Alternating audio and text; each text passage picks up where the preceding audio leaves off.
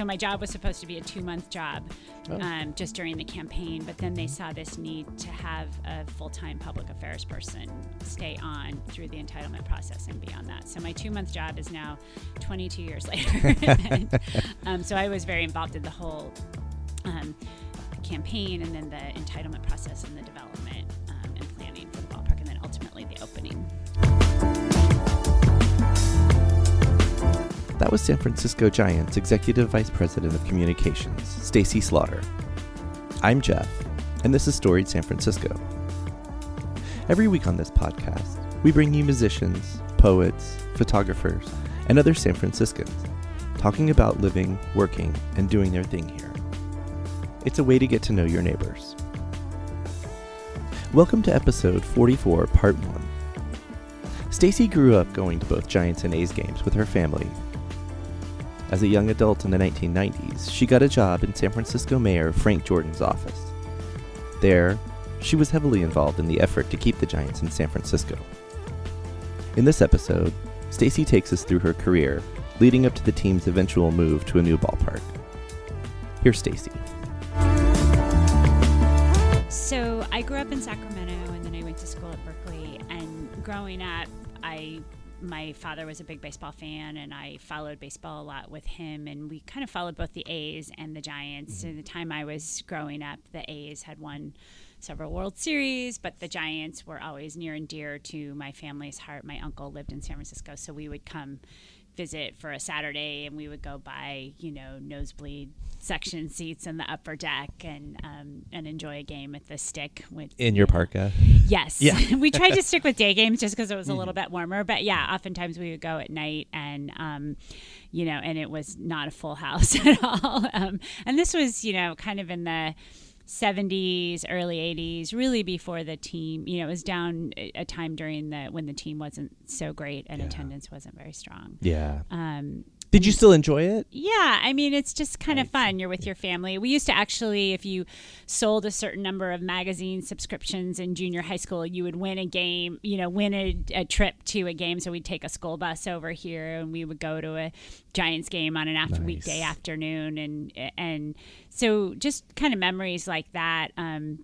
And growing up in Sacramento, it's a huge baseball town, and a lot of kids played in my neighborhood, and I learned to keep score for the high school team and just kind of followed, baseball because my friends were playing.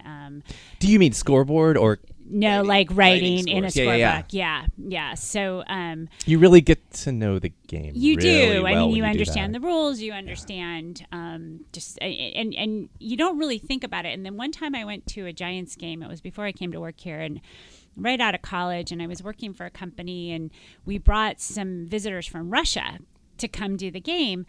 And it's kind of inherent when you grow up around baseball, you kind of understand, outs and only running to first base and, if you get a single and things like that. But trying to explain baseball to someone who had never followed the game at all from another country, really, it opened my eyes to how complicated of a game it is. Yeah. And unlike any other like game, basketball really. Or football is pretty obvious what you're trying to do, and without a clock. And in this case, the colleagues who were visiting from Russia, they ended up staying, and we had a big softball game, and trying to explain that, if you hit a ball, you should only run to first base because you could get out at second if you can. It's really complicated to explain that, so that was kind of, and then. After college, I went to work for the mayor of San Francisco at the time in the early 90s, and that's when the team was about to move to Tampa, Florida. Yeah. It had been sold. And so I worked very, very closely with the mayor and Larry Baer and Peter McGowan and Jack Baer on the effort to purchase the team and keep it here in San Francisco. And we were involved in a big community-wide campaign to get people to write to Faye Vincent to ask them to keep the Giants in San Francisco. And that was in your role with the mayor's office? Yes, I was the press secretary to the mayor, so I was involved in that effort. And then the ownership group came together and bought the team at the end of 92. I remember sitting in the mayor's press office, and I got a call from a reporter to tell us that the National League had voted to reject the sale to Tampa and to allow the local group to purchase the team. And I was able to walk into the mayor's office and tell him we did it. Well, sure. What was that? I mean, was that an anxious time leading up to that? Or, It really was. I mean, from a political perspective, when you're the mayor of a city, you never want your professional sports team to leave. And it had, it was not long after the earthquake. And so there was a ballot measure right before or right after the earthquake had happened that got rejected. And I think the city, and then there were some other failed ballot measures down in the South Bay. And for the public to pay to for participate. this. Right. Exactly.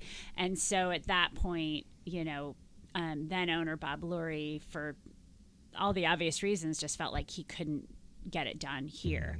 And so fortunately, a group of local civic-minded folks, just like Bob Lurie is, came together and said, okay, well, what if we kind of pool our resources together and see if we can get this done? Because Bob was the sole owner. Right. And it ultimately became the right thing to do. But leading up to that, people didn't think we could get a ballpark built. They didn't think we could stabilize the franchise. I mean, there was a lot of pains that the organization went through after it purchased the team. For the whole community, people were really focused on the team leaving. I mean, everywhere you went, it was, please don't let our Giants go. And, and this is a team that was beloved. It was Willie Mays. It was Willie McCovey in the 60s, and then in the 70s and 80s. And you had, most recently it had gone to the World Series in 1989. And maybe people didn't physically go to Candlestick Park, but they were following the team on KMBR. They were watching it on television. They were definitely, this was a baseball town.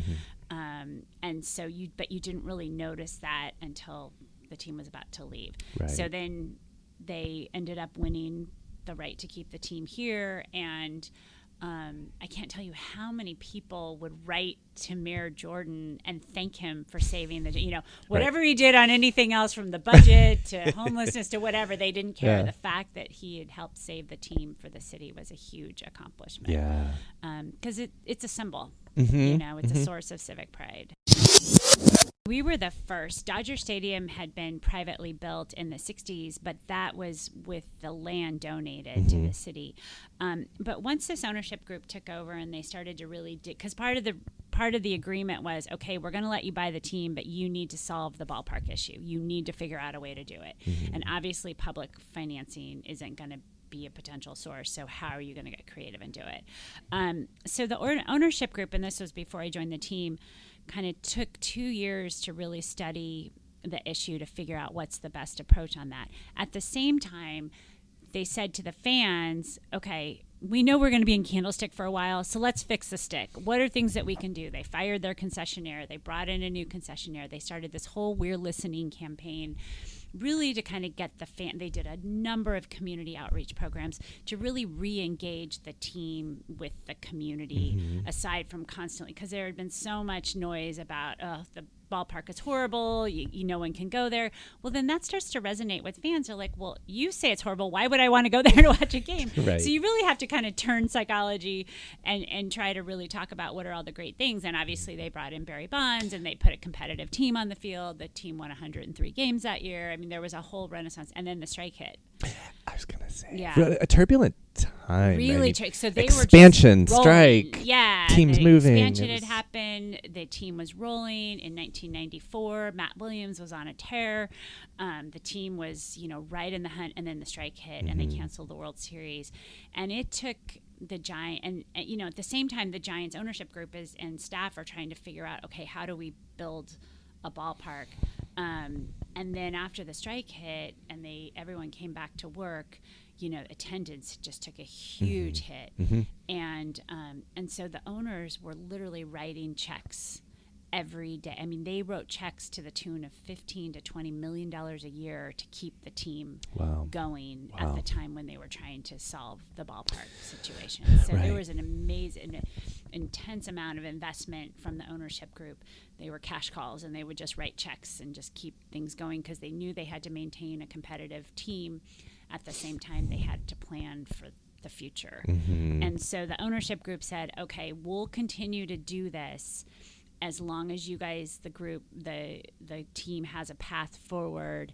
And so that once you get to a new ballpark, we're breaking even or making a little bit of money. It's not about making a ton of money. It was more about, okay, let's stabilize this franchise. Let's break even. Let's make a little bit of money and try to really save the team and have a long-term view for the organization and for the community.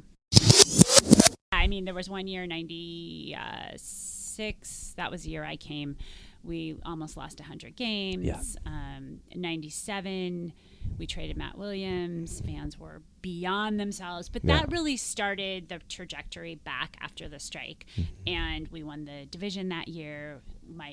Still to this day, despite all the World Series, despite all the playoff games, the most exciting Giants game I've ever been to was in September of 1997 when Brian Johnson hit the home run in extra innings to win and to beat the Dodgers and to clinch a tie in the division at that point. And then we went on to win the division later that weekend.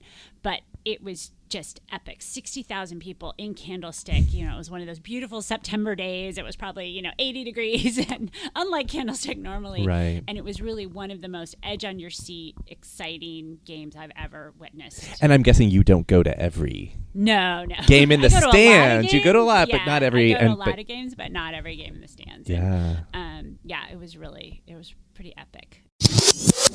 Well, I mean, it was just one of these moments where I think we were in the top of the 12th or maybe top of the 11th, and Rod Beck was on the mound, to try to preserve the tie, and the Dodgers had bases loaded, nobody out, and we were able to turn a double play and then get out of that inning. And then I think it must have been the top of the 12th, and then Brian Johnson gets up and just hits this, and the whole stadium. I mean, some people were talking about the seismic shift in Mexico when Mexico beat Germany a couple weeks ago. Right. This was, a seismic shift in San Francisco, and really a seismic shift for the organization. Yeah. It was like, okay, finally this team is back after really suffering through 8 the strike years and everything else. Yeah. And that really, and Peter McGowan and Larry Baer and Brian Sabian, they all knew that it was important to keep this competitive team all the way through the opening of the ballpark and beyond. It's not, a lot of teams decide, okay, we're going to just kind of have a low payroll, save money until we get to the new ballpark, then we'll start signing free agents.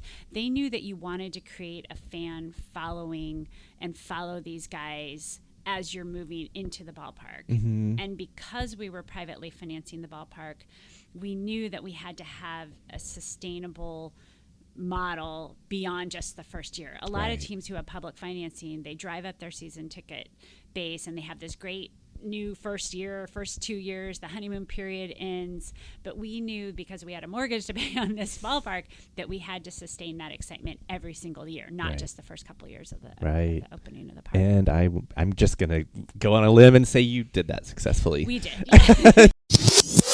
Period when this Giants executives were studying ballpark sites and trying to put together a plan that ultimately went on the ballot for San Francisco. I was still in the mayor's office. Okay. But the way it worked is they looked at a bunch of different, they knew they did look on the peninsula a little bit, but they knew they really wanted to be in San Francisco. And at the time, think about it, Camden Yards, Coors Field, some of these new, obviously Wrigley Field, Fenway, some of these newer and older urban ballparks were becoming all the rage. And so I think the ownership group felt very strongly that to be in San Francisco, closer to downtown, where there's public access, public transportation access, I should say, and they looked at a few different spots and ultimately landed on this site, knowing it's a really tight fit because we're only on 13 acres and there's a lot that goes into building a public facility.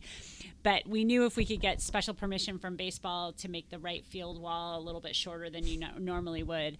And so they were able to put together, in conjunction with HOK, the architect at the time, a pretty great vision for the park.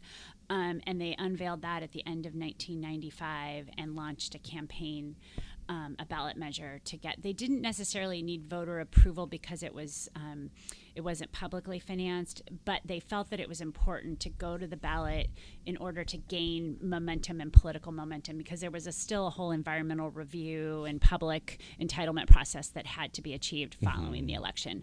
It's a goodwill effort also. It really is. It shows like, okay, this is what the public wants. And so they launched that campaign in the end of 95, and then I was brought on board in early 96 to serve as the communications director for that campaign. Oh, okay. And so I was involved in the Yes on B campaign. We won with 87% of the vote or something like that. That's a yes. Which was a yes, a resounding yes. Right. Yeah. Real quickly, you said there were a couple of other sites considered in the city? Yeah, there were. Where were those? I want to say, I don't know off the top of my head. I think 7th and Townsend was one possibility, and I can't remember the other one. Okay. So kind of farther that way. I think this site, I mean, keep in mind down here in 1995, this was a bunch of old warehouses where you see these beautiful high-rise apartment buildings. Mission Bay hadn't been started. They were still negotiating to figure out what Mission Bay was going to be. There was a lot of start and stops on that. So UCSF had not committed to this area. Where you see all these high rises, there was an RV lot, the only RV campground in San Francisco. Where the ballpark sits, it was a bunch of dilapidated old port warehouses. There was a road that kind of went to nowhere in the middle of it, and people didn't live down in this area at all. And so, but it's right next to the Caltrain station. It's not far. There was a Muni line. The Embarcadero Freeway had just come down, so they were building the Embarcadero Roadway. There was a Muni line that was going to come directly to 4th, 3rd, and King. There was potential for ferry service. So people saw the vision of what this neighborhood could become over the long haul, and ultimately it became that. But, you know, back in that time, people were like, you're going to build where? Right. But it's, you know, it's what they did in Denver, you know, with Coors Field. It's very similar. Well, the thing is really interesting, and it just kind of dawned on me a couple of weeks ago, is so when the ballpark opened before UCSF and Mission Bay and the hospitals and everything opened, we used to say that AT&T Park is the southern anchor of the San Francisco waterfront. Right. Okay, so the southernmost part of it. Now, with all the construction, with all the development, with the new Warriors Arena, with everything that goes all the way down to Bayview, Hunters Point, and that whole area, there's so much growth and development that now we're going to be in the middle of San Francisco's waterfront. Right. So to be at kind of the beginning of that next, because there's really nowhere else in San Francisco to build, and to be a part of in that really dynamic neighborhood that's kind of popping up around us has been really interesting to watch and exciting to be a part of, for sure. Check back Thursday to hear part 2 from Staci Slaughter. Spoiler alert, it involves World Series wins. Music for this podcast is by Joe Begale. Photography courtesy the San Francisco Giants. Follow Storied San Francisco on Facebook, Twitter, and Instagram. We just opened our store, where you can buy shirts, hats, and koozies that were designed and screen printed in San Francisco. The store lives on our website, storiedsf.com. If you're listening to us on Apple Podcasts, please rate and review the show. Send comments and suggestions to storiedsf@gmail.com. Thanks for listening.